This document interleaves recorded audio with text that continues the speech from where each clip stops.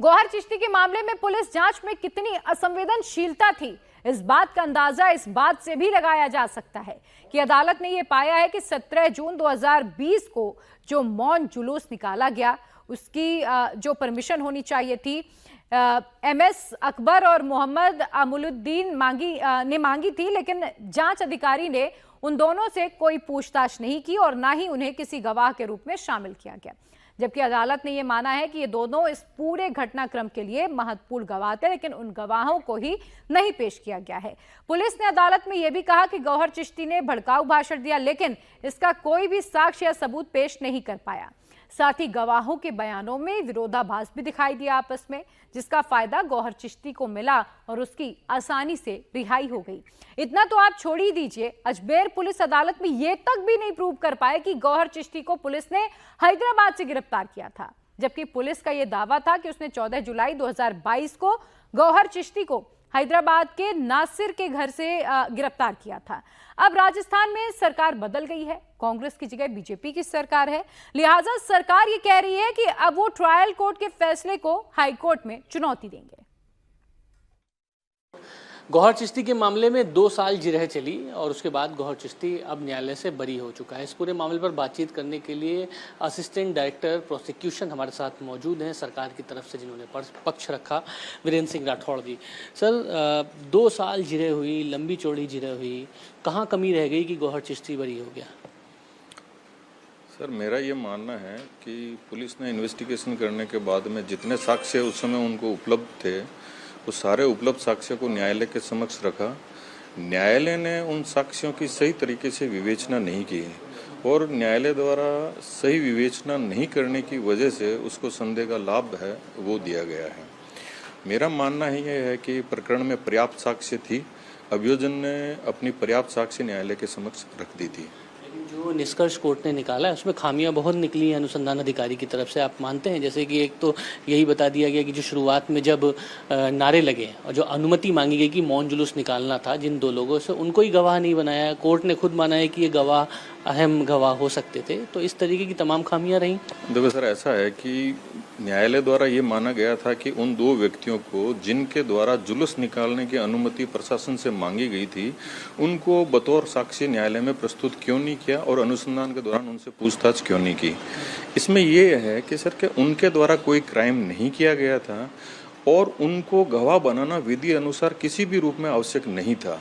उनके द्वारा मात्र जुलूस निकालने की अनुमति मांगी गई थी और उस जुलूस को मौन रूप से निकालना था। उसमें कोई दूसरा आ गया तो वो तो ये कह नहीं सकते थे कि इसमें कौन कौन आएगा और कौन कौन नहीं आएगा, क्योंकि उनके द्वारा कोई नाम भी नहीं बताए गए थे। और वैसे भी उनके द्वारा न्यायालय में ये तो कहने से रहा कि इन्होंने ऐसे नारे लगाए थे, वो कह भी नहीं सकते थे। तो उनकी कतई आवश्यकता नहीं थी कि उनको साक्षी के रूप में न्यायालय में परीक्षित करवाया जाए। जितना साक्ष्य था उनमें सबसे बड़ी चीज़ है कि जिस साक्ष्य को न्यायालय ने माना नहीं, वो वीडियोग्राफी हो रखी थी, मोबाइल से वीडियो बनाया हुआ था, उसमें एक एक अभियुक्त है वो अच्छी तरह से नजर आ रहा था और उनके द्वारा ये जो नारा लगाया गया था वो साफ रूप से दिख रहा था और सुनाई दे रहा था। उसके बाद में तो कोई प्रश्न ही नहीं रह जाता है उनको अभियुक्त के तौर पर दोषी नहीं करने का। अब इस फैसले को क्या चैलेंज करेंगे आप ऊपरी अदालत में? हाँ, ये जो है राजस्थान उच्च न्यायालय में इसकी अपील की जाएगी। ये प्रक्रिया चल रही है, हो जाएगी जी। कौन पैरवी करेगा इसमें? तो वहाँ के जो भी हैं राजस्थान उच्च न्यायालय में राज्य सरकार की तरफ से जो होते हैं राजकीय अधिवक्ता, उनके द्वारा की जाएगी। हाँ जी, इस न्यायालयिक निर्णय से संतुष्टि नहीं है। गौहर चिश्ती अजमेर शरीफ दरगाह का खादिम है। अजमेर शरीफ में लाखों लोग दुआ मांगने के लिए पहुंचते हैं, मजार पर चादर चढ़ाई जाती है, लेकिन जब 17 जून 2022 को उनका विवादित बयान सामने आया था तो खूब बवाल हुआ था। यहां तक कि कन्हैयालाल मर्डर केस में भी इनका नाम उछाला गया था और यह कहा गया था कि कन्हैयालाल के दोनों हत्यारे गौहर चिश्ती से मिलने के लिए उदयपुर से अजमेर आने वाले थे, लेकिन रास्ते में ही उन्हें गिरफ्तार कर लिया गया था। लेकिन गौहर चिश्ती अब कोर्ट से बरी हो चुके हैं और इस मामले में उनके वकील का कहना है कि उन्हें गलत तरीके से फंसाया गया था। गौहर चिश्ती को सर तन से जुदा के मामले में जेल में रखा गया था, गिरफ्तारी हुई थी, एफआईआर दर्ज की गई थी और उसके बाद जब ये फैसला आया है तब गौहर चिश्ती बरी कर दिए गए हैं। बाकायदा अदालत में ये माना गया है कि जो एविडेंस पेश किए गए हैं वो एविडेंस कहीं ना कहीं सही नहीं है, ये साबित नहीं कर पाते हैं कि गौहर चिश्ती पूरी तरीके से एक्यूज्ड है। इस वक्त हमारे साथ हाजी फैयाज मौजूद हैं जो कि गौहर चिश्ती के साथ को एक्यूज्ड हैं नासिर वो शख्स था जिसके ऊपर आरोप था कि गौहर चिश्ती को उसने अपने यहाँ छिपने के लिए जगह दी, उसको लेके गया। नासिर भी इस पूरे मामले में नामजद आरोपी था। फयाज जी से बात करते हैं।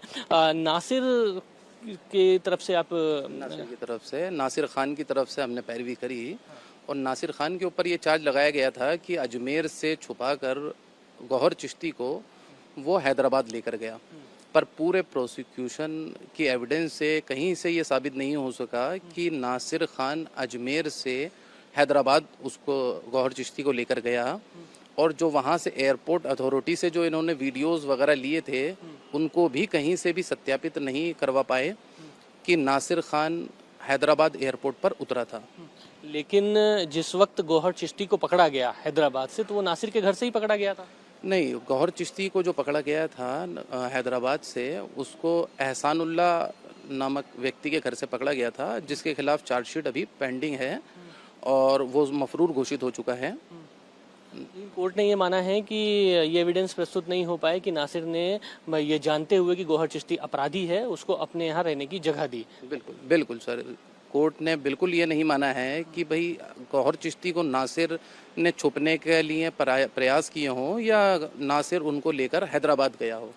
लेकिन जिस वक्त गिरफ्तारी हुई थी गौहर चिश्ती की उस वक्त फोटो भी आई थी, बाकायदा पुलिस ने बताया भी था कि ये नासिर के घर से छुप के इनको गौहर चिश्ती को पकड़ा गया था। तो नासिर की फिर भूमिका क्या थी गौहर चिश्ती को किस तरीके से उस वक्त भगाने की?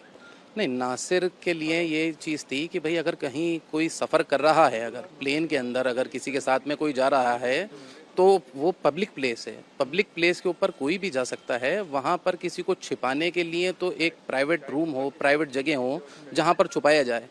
पब्लिक प्लेस के अंदर पब्लिक व्हीकल से लेकर कौन छुपाने का प्रयास करता है? तो कहीं ना कहीं गलत रूप से फैब्रिकेटेड तरीके से नासिर को इसके अंदर फंसाया गया था।